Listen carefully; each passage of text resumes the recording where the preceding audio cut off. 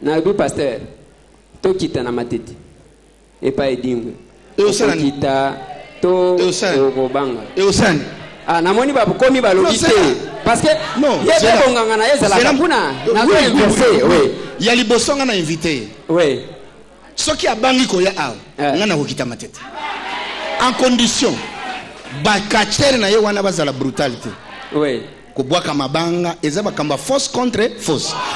Deuxième condition tokutani bandeko oyangai pamba teza musala to signer contrat biso na bino toloba comme toujours que muto trahir moninga te yango tango zomona ba makele la mike zo banda ndeko Eliezer osoki nazo seka kaka nayobi na bango l'avenir nous dira quoi bovanda ti les masques vont tomber tokoyeba qui lelo tozali le 19 mokolo ya makambu un an jour pour jour il y a ba manifestation boyebi ndenge salekaki awa na Kisasa lelo toza presque une année depuis que Christopher Ngoyi Mutamba aza aux arrêts, autant d'années depuis que Eugène Jomi Donga la Kangama, autant d'années depuis que Ernest Kaviro a Kangami, Jean-Claude Mouyambo, la même chose, parce que je me rappelle de ces dates, Ninge Bazala qui n'a siège à UNC. Lelo Bande Konangai, une organisation, Bomonaki ba robot partout, Bapanzi Bango, les Aponanines. Opposition organisée. C'est comme ça qui 44 sites. Bassala ba messe, Bassala ba conférence sur la date d'aujourd'hui. Et les cas qui n'engenine, beaucoup vivre en parce que Zamusala bino bo pesa kabiso kosat. G7, la dynamique de l'opposition. Position à Bango par rapport à émissaire Togolais Oyo. Baponi pour que aya kosala azala médiateur na kati ya dialogue. Bokolanda parce que togita ki na siège ya G7 kuna nde dynamique ya opposition na G7 basala ki déclaration. Tokobeta masolo bande konangai pona mwana mboka Emery Okunji oyo aza sous menace nana ko menacer ye pona nini ba ko menacer ye. Ezabi makambu bokolanda. Plus tard tokopesa bino programme ya obsèque ya Marie Missam mais le qu'on a koloba il ne faut pas que chaque liwa ezala kaka justifié na makambu moko boy. Admettons qu'elle ait souffert. Admettons ce qui n'est nini. Moutouza qui a koufi, on n'a même pas le temps de le respecter. Il y a qu'à respecter quand même. Parce que les vivants d'aujourd'hui sont les morts de demain. Parce que les morts d'aujourd'hui sont les vivants d'hier. Wana eza eloko mututu abo sanate. Ata ceux qui ont mosanto, lokola bino wa banjelo. Ata ceux bomona ka batu basala kamasumu. Et on demande à mon toit vendre, mais Eliezer, tout le monde a changé, tout le monde est il n'a même pas le temps de suivre la télé. À Kolobana, alors qu'on est à la télé presque chaque jour. Je comprends, ils ont peut-être Makambouya courant à Kishasa. Il faut bassaler la bino gaga, dengue na sengaga ba chinois bassaler la bino ba TV à Koni. Comme ça, beaucoup banda kotala. Mais beaucoup landa bande konanga, na prometa kibino, prophète Mogi Jobaraka. Oyo abenga kibiso pour que abefie edingwe aloba makambu ya edingwe na banzi elema tokobanda nango ezao wana na sima nango toye kokota ba makambu susu bolanda na esengo mingi avec la joie toyamba journaliste accueillons le grand journaliste Eliezer atuna nyosa za na posa nango Kinshasa makambo Kinshasa Kine Amen. Voilà, merci beaucoup pour l'invitation à pasteur. Toye kotuna mwa mutuna moko mibale na ndambu la bino bongo tozonga.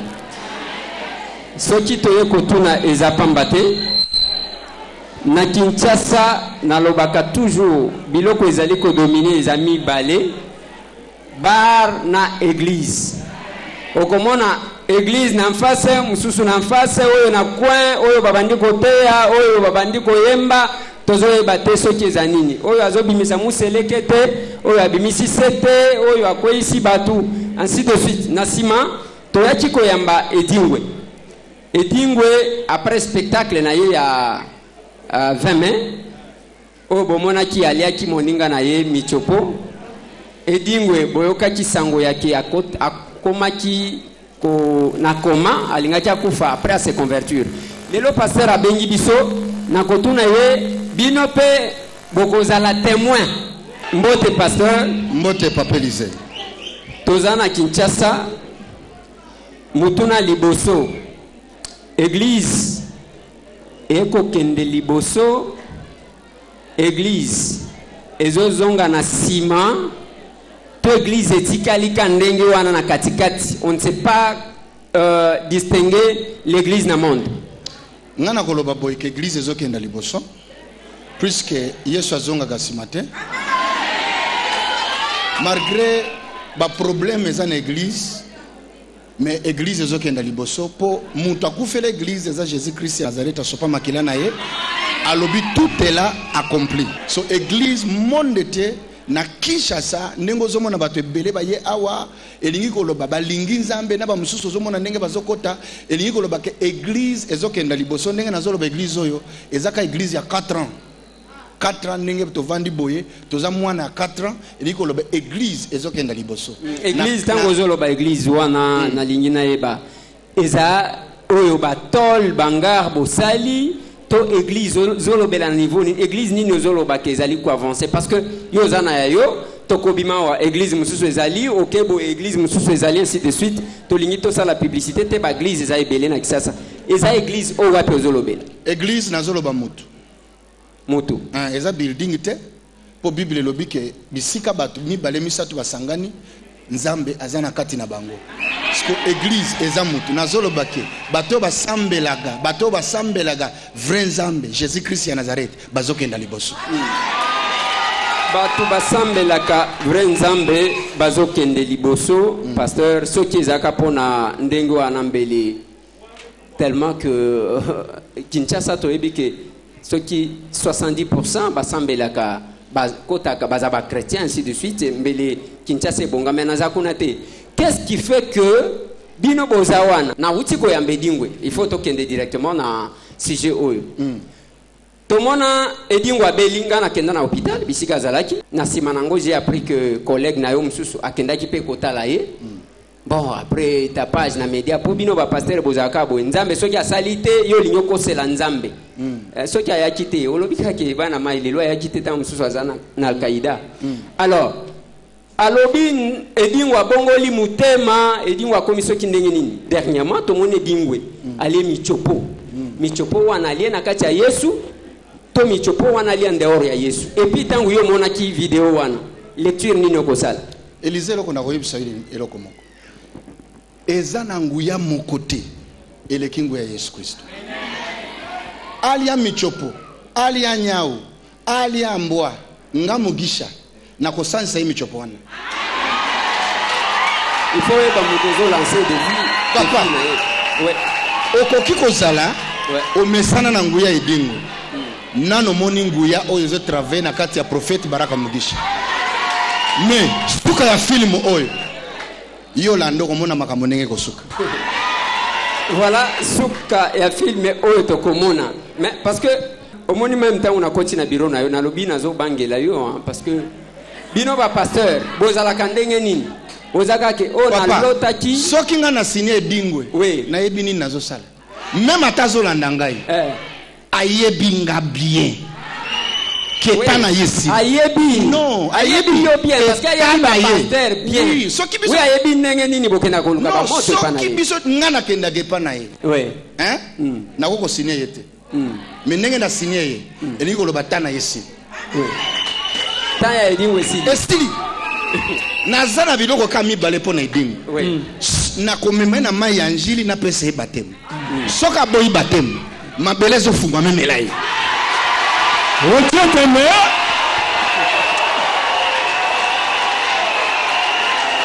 heureusement na kosenga na bandeko parce que oyo film ngana ko bomba boete bino pe bokozala ba témoin boete voilà po na yebi wapi nazokende ye pa lobi ayebi wapi film kosuka Maintenant le bible pasteur. Eza expérience à liboso to osio sala to lingika o mekanzoto batu bayo kapeke il a parce que tango edingo alobi a Kinshasa boza ba pasteur bon. Boza tala bebo so ki to bengi bino oyo akoya la. Mais ngana ye. Oui. Oh, ngana ye. Elle yoki ya ye. Soubassement et assurance na yo ezo se poser sur quoi? Expérience ni ozana ngona nzambe kandenge ke mbonzamba bengangai nazaki akolala na loti mutu moko alobi vient et c'est tout ya bino eswa kanda wana na bombi yango na linge dingo azwa ba surprise posoki na lobi yango aubanga oui mais na linge na bombi yango za la surprise pona yo est-ce que pasteur okoti autoriser parce que je suis capable de faire ça Nalobi, je suis capable de faire ça. Au côté autorisé un dimanche comme celui-ci, ceux qui n'ont eu contact, na edingwe a débarqué awa na tenu na ye yo pasteur au télé. Na zotela ye. Bloquez la bande fire.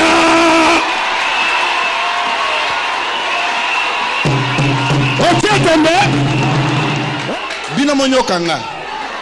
Soko zobanga koya awate zala na ndako olanda biso na TV soki makambo esili wana ndoye Hallelujah awa eza garage bisika mutu nyonso asalaka nini edingwa ya wapi ape batu basanza kamiselekete j'espère nyonso basanza kamiselekete soki emonani basanzi yango ba CTP bimaka soki ezali bimaka ya nzambe kaka ou bien olingo meka ba numéro bolingi bo meka na ba numéro parce que edingo alobaki ke ba pratique wana eza ba pratique na bino mais toyoga ke okena kotubela masumu tiki makambutu na église na tubela ki masumu epa ya nani okoyebisa nga ndeko elezere obenga pasteur ngana ka kotubela masumu epa na ye po ngana bango to la associé mozala associé na nalobi ngana bango to la associé na nini biloko nyonso tu ba pasteur basalaka soko tali bingo abanda yango Eli kama buma na kati wana te période ya Eli bato bazalaki na kati ya confusion bazoye bateke nzambe nani balingi balanda pe ba edingo ya mikolo wana pe bazalaki Eli azalaki prophète moko ebele bato nyonso bazondima yete po ba mesani komona ba spectacle ya Bayal ya ba edingo ya mikolo wana mais Eli alobi non mosala bitumbelo mibale nzambe oya ko répondre na moto nde nzambe ya solo tozana taya Eli il faut congolais nyonso ayeba ke nzambe azana Congo tozana kati ya dialogue période ya dialogue même dialogue ya molimu ezo salem onde dialogue ya molimu il faut batu tozonga na dialogue bayeba ke oyezata soit eza nzambe edingwe soit eza nzambe ya mugisha kombo na ye Jésus Christ ya Nazareth. Hallelujah. Bango bibale ba korenete. Moke fa koya. Okay. Mutu ta telemi. Ngana telemi awa pona telemi sanzambe. Oya kufa kine kolusu. Edingwa yepe ayi bisa biso nzambe wana. Oya liaka michopo ya batu. OK. Nazo lever deuxième option. Ce qui lelo na lobby na pasteur Mugisho quand on est aux église boy. Na lobby pasteur to kita na matete. Et pas edingwe. Et au sana kita to obanga. Et au sana. Ah namoni ba komi ba lobby parce que non, yebe bonganga na yeza la kuna na zo inverser oui. Ya libosonga na invité. Oui. Soki abangi ko ya aw. Ngana ko kita matete. En condition ba kachere na ye wana bazala brutalité. Oui. Ko bwaka mabanga eza bakamba force contre force. Deuxième condition afunda tribunalité. Posoka fundi aishiwe.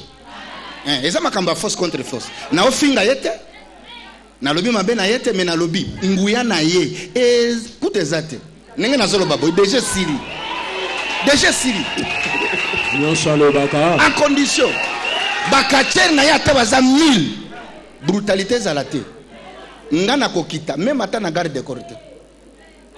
Oui, côté brutalité kuna problème ezate ah tozolo bela problème ya force ya puissance oui. Ya ke yo kei na nzambe na yo oui okuti pe dingwe avandi na bokoko na ye yo zwa courage ya kokota kuna parce que je vais lui proposer nyonso wana pona nini tolingi tosala yango parce que finalement quand ndenge olobi wana Kinshasa yango toyebi te nzambe aza kote nini lokuta eza kote nini olobi edingo akoloba boye te donc olobi edingo aussi yango wana lobi ya liboso on va proposer que edingo aya awo pona yeba koyati akoyate ayebi papa omoni makambo spirituel yo yebi yango bon pasteur zelana na tunayo est-ce que oshokutana na edingo boy mukola kokutana na nga moninga miso na miso nde mukola kokufa boy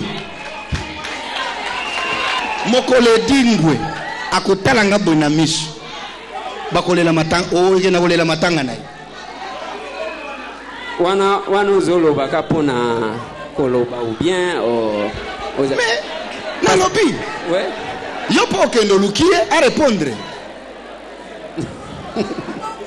bon tozonga na kati émission edingwe olandaki yango eloko nini ya makasi edingwe alobaki oyo révolté yo oh bapasta namonaki bavideo moko bapasta wana baventurier bayaka koluka kise pananga nalobi nini est-ce que eza na pasteur moko te na Congo akoki répondre ndoki oyo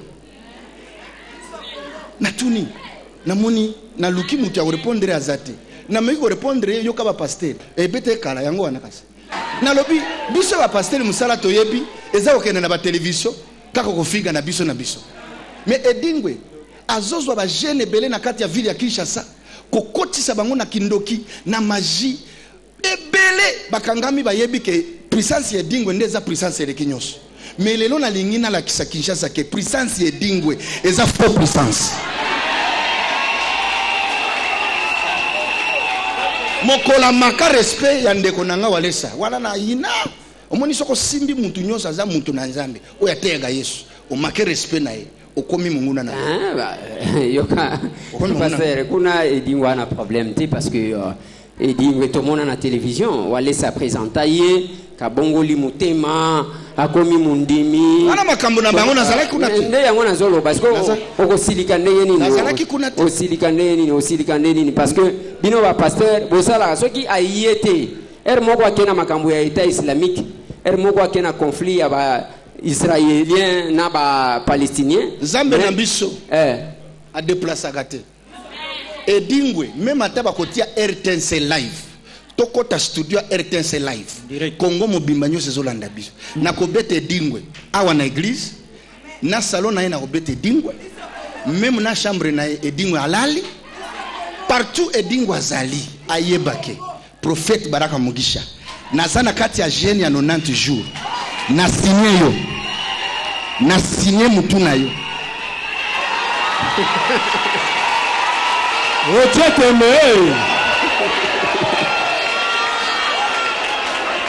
on saura qu'il vient de Dieu si ce qu'il prédit s'accomplit. Voilà. Yango pe nazoloba lelo ngai na bandimi ya église na yo oyo toza ba témoin ya que pasteur Baraka alobi tout en étant na jeune ya 90 jours a signé edingwe. OK. Azalaka na komo mususu te. Moto na ngengeti. Mutu na nini? Ngenge na yesili. Mutu ya ngenge yoyo edingwe te. Mutu azana Yesu nde mutu ya ngenge. Edingwe.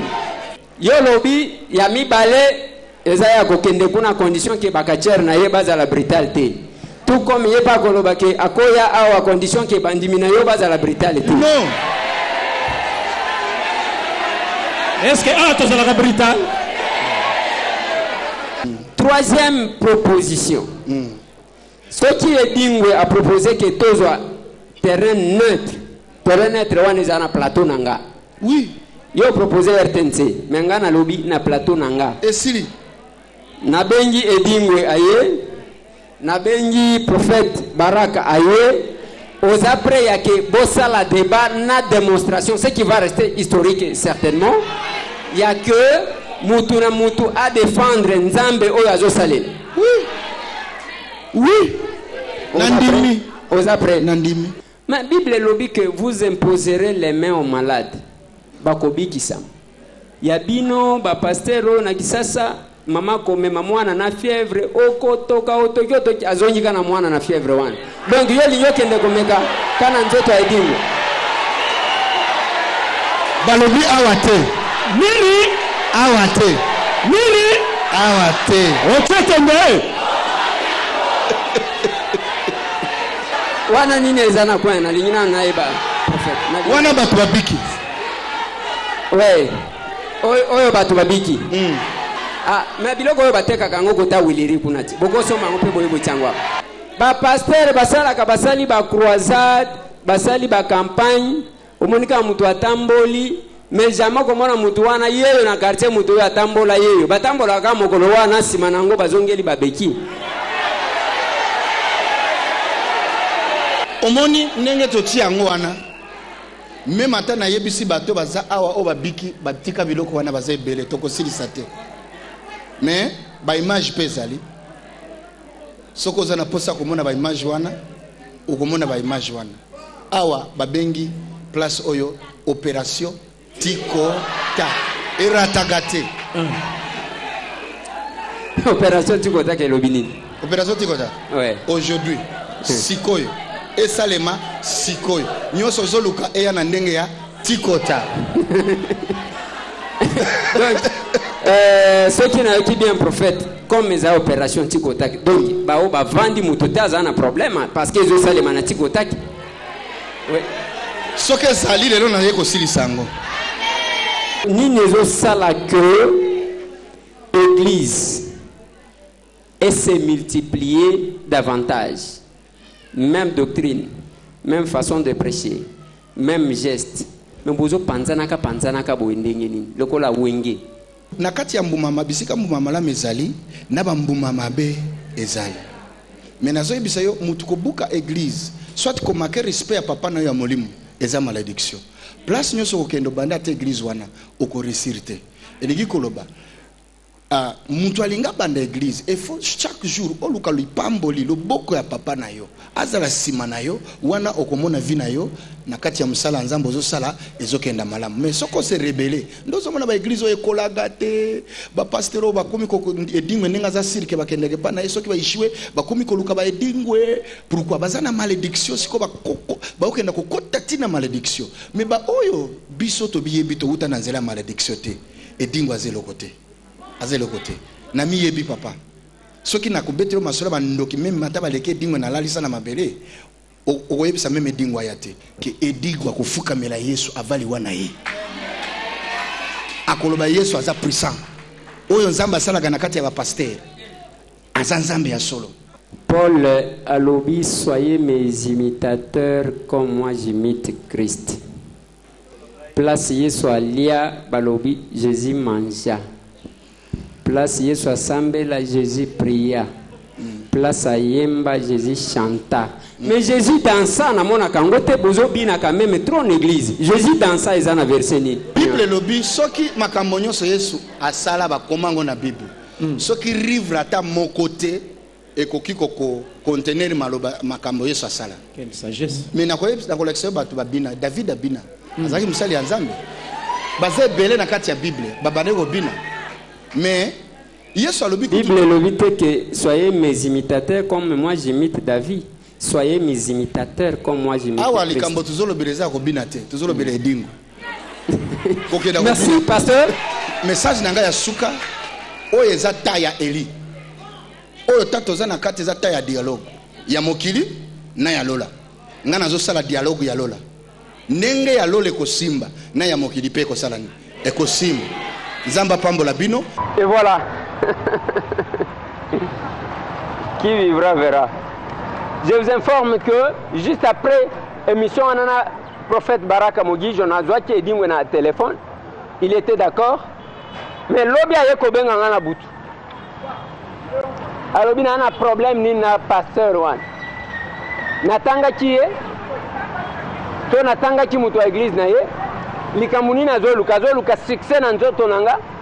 Wana za elobelia edingwe moto nangeni. Mais la suite est beaucoup zoyango. Mais na lobia tokozonge la makambu ya Congo central. La gestion de Jacques Mbadou. Congo central avant Jacques Mbadou. Pendant Jacques Mbadou. lelo bambati mbacha balobi bakenda kodefa soki ba 9 millions de dollars bamelango bango na badeo nkusu ngate mtu nazoloba Joseph Mabanga mtu ayaki ko révéler makambo yango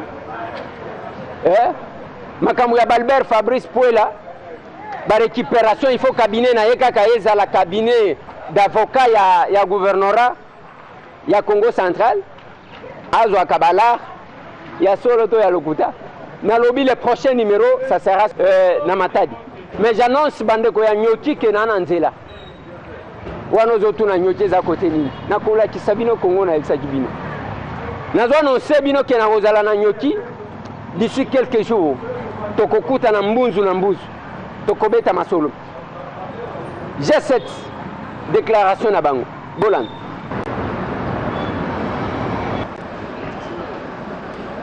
Le regroupement de l'opposition politique en République démocratique du Congo, le G7 et la dynamique de l'opposition ont pris connaissance du communiqué de Madame la Présidente de la Commission de l'Union africaine, daté du 14 janvier 2016, relatif au dialogue national convoqué par le président Joseph Kabila.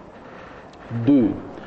Le G7 et la dynamique relèvent que ces communiqués ne correspondent pas à la réalité de la situation politique actuelle en République démocratique du Congo et ne reflètent pas les aspirations démocratiques du peuple congolais. Ces communiqués témoignent en plus que la Commission de l'Union africaine est soit mal renseignée, soit insuffisamment informée de ce qui se passe en République démocratique du Congo. 3. La dynamique de l'opposition et le G7 rappelle à l'intention de la communauté internationale en général et de l'Union africaine en particulier que la crise artificielle actuelle en République démocratique du Congo a été délibérément créée par le président Joseph Kabila et sa famille politique, la majorité présidentielle, qui tiennent à demeurer au pouvoir contre la volonté du peuple congolais et en violation de la Constitution de la République, pacte fondateur de la Troisième République et socle de valeurs républicaines et démocratiques sur lesquels repose la cohésion nationale, la paix civile et la stabilité institutionnelle en République démocratique du Congo. 4. Afin d'atteindre cet objectif de conservation du pouvoir par la force, le président Kabila et ses partisans ont mis en œuvre une stratégie planifiée de blocage du processus électoral, restriction des libertés fondamentales, violation organisée des droits de l'homme, répression de toute contestation, même pacifique, de leur politique de gestion du pays. Cela est bien la preuve d'une gouvernance totalitaire qui s'installe dans le pays. 5. Le G7 et la dynamique de l'opposition déplorent que les communiqués de presse de Madame la Présidente de la Commission de l'Union africaine ne fassent nullement allusion à la Constitution de la République démocratique du Congo et aux questions majeures soulevées ci-dessus, relatives à la démocratie, aux élections et à l'état de droit. La dynamique de l'opposition et le G7 lancent un appel pressant à la communauté internationale et à l'Union africaine en particulier, qui par ailleurs se sont tant investis pour que la République démocratique du Congo revienne à la vie d'un État normal, de tout mettre en œuvre afin que le président Kabila, garant de la Constitution, la respecte et libère la démocratie ainsi que le processus électoral, gage de l'unité nationale, de la paix, de la stabilité et du développement durable en République démocratique du Congo. Mbote président. Mbote ndeko. Bouti ko sala déclaration na français pour ça na biso zande toyeba nini bolobeli na kati ya français na kati awa et puis bino banani.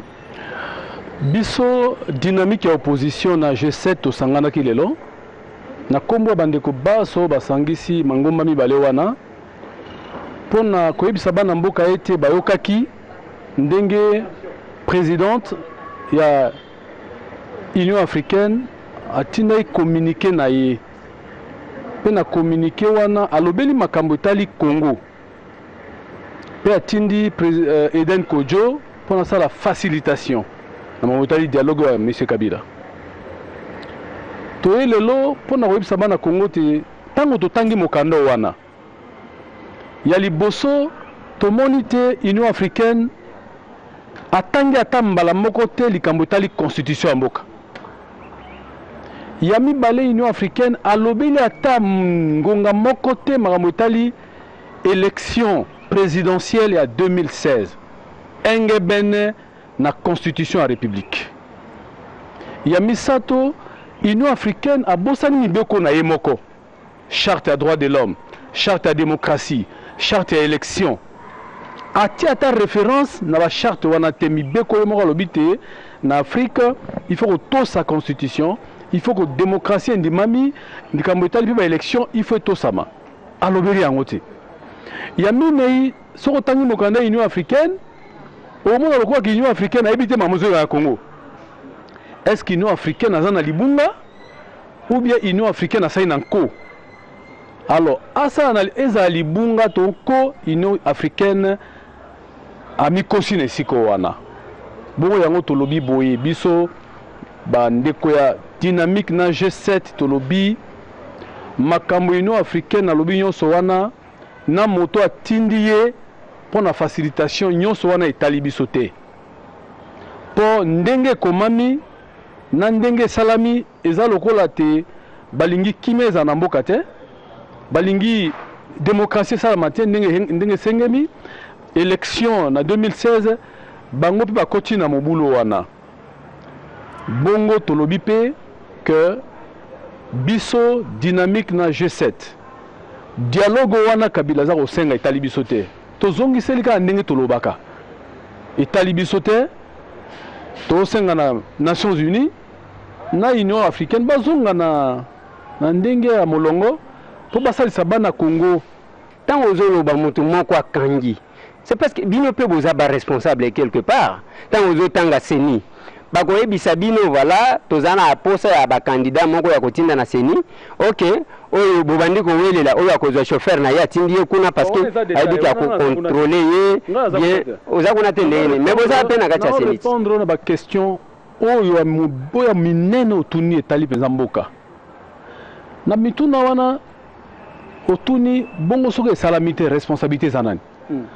Na mibeko ya mboka mobeko likonzi elobi soki o violer constitution ezali haute trahison. Article 165 ya constitution motezo biso bongo. Na mobeko likonzi balobi mikolo tuku libwa yambo ya kemanda président esila. Il faut babenga scrutin ya président de la République. Soki osali yango te obuki mobeko likonzi nde konangai. Pona nini na États-Unis babengi dialogue terre américain te. Po Barack Obama zokende.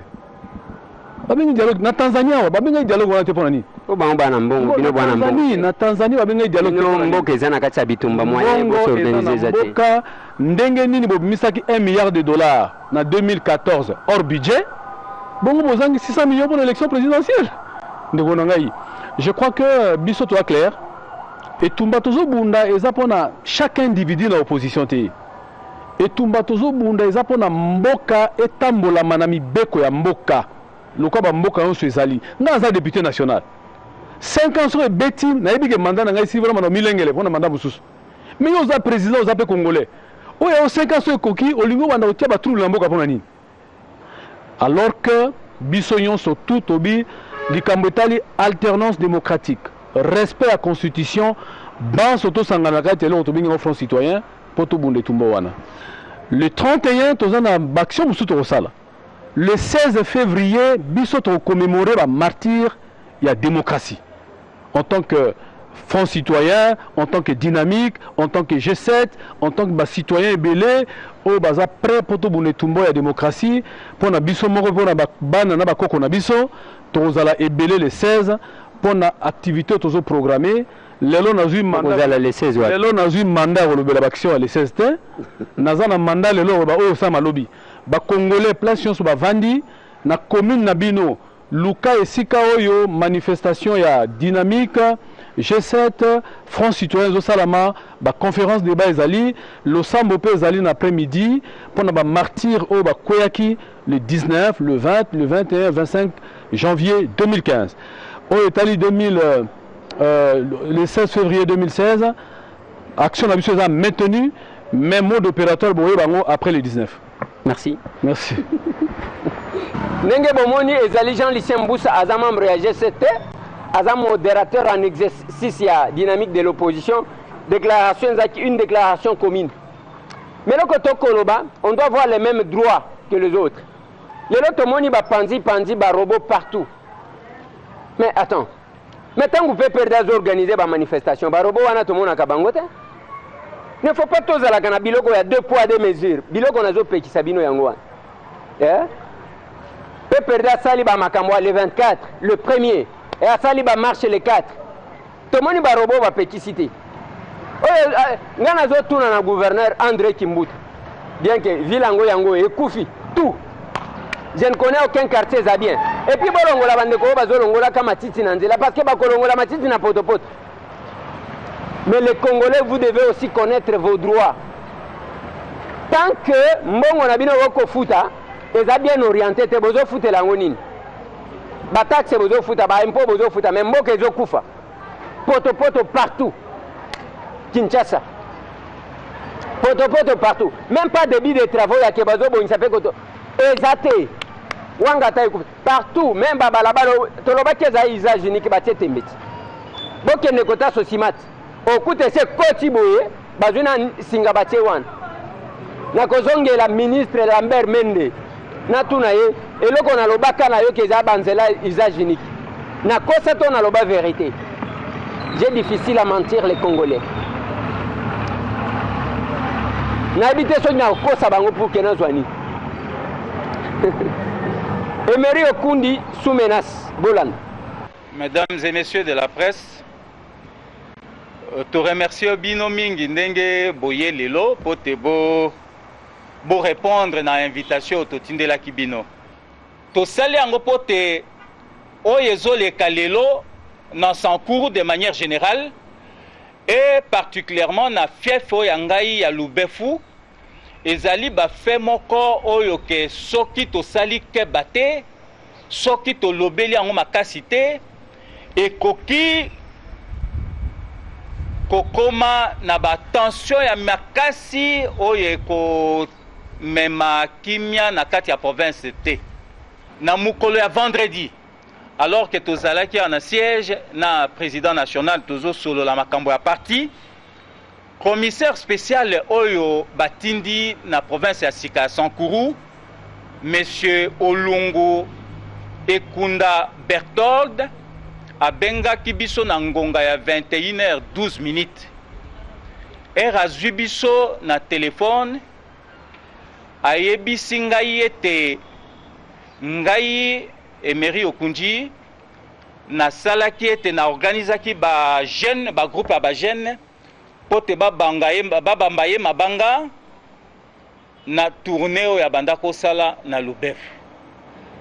Ya mibale alobi ete ngai Emery Okundi député élu ya Lubefu nazali na katikati ya ba désordre nyonso oyo ezoleka kuna oyo ezosala ke parfois bato bakufa.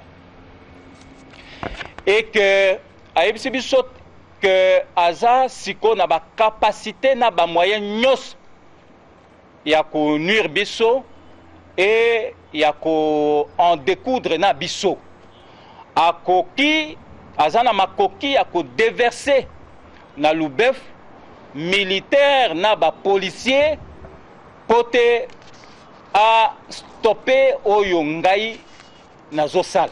Puisque l'accusation azoloba est contraire d'abord na musala oyo bapona kingai comme parlementaire, comme député national, pour tengai député national na kendo salango. Et donc na yuse que na kobanga te nazo kita d'ailleurs na fief na ngai kala mingi te pour na vacances parlementaires. Ce qui a lingati ba menace na en exécution, eh bien libre à lui de choisir. Voilà pourquoi to bengisaki bino apote to dénoncer ba fait grave oyo ezouta epa oyo babengi commissaire spécial ya province oyo ngai ya Sika oyo azosala ete accusé ngai na ba biloko nga na kokosala te et puis a menacé ngai pote na banga na sala musala na ngai ya député te tango azalaki collègue et entre collègues likambo wana ekoki kosalema te soki ya kosolola ezali autant tosolola et silana. Et donc c'est pour vous dire que naza na problème ata moko te na ye. Mais curieusement nazo kama comportement oya bango banda bakomi comme commissaires spéciaux na province ya Sika ya Sankuru, guerre na bango eza totale envers ngai élu à Lubefu na évité pourquoi. Les 14 commissaires spéciaux azalaki na centre diocésain Tchumbe. A sali réunion ya conseil de sécurité na kati ya centre diocésain oyo eza chef lieu ya secteur ya Monjangandu. Na kati ya réunion wana ya conseil de sécurité, commandant ya secteur wana abimi asengi parole. Alors monsieur le commissaire spécial, ba désordre nyonso ezo bima na kati ya territoire ya Lubefu ezali honorable Emery Okunji. Commissaire spécial abimi a FC Alobi nayebi. D'ailleurs, information ana nazo memango ti na likolo po te ba agir. Yami Balé ayebisi batu wana na meeting, batu ya bayaki, il y avait 26 à 30 personnes devant meeting au commissaire spécial à Bengisaki na centre diocésain.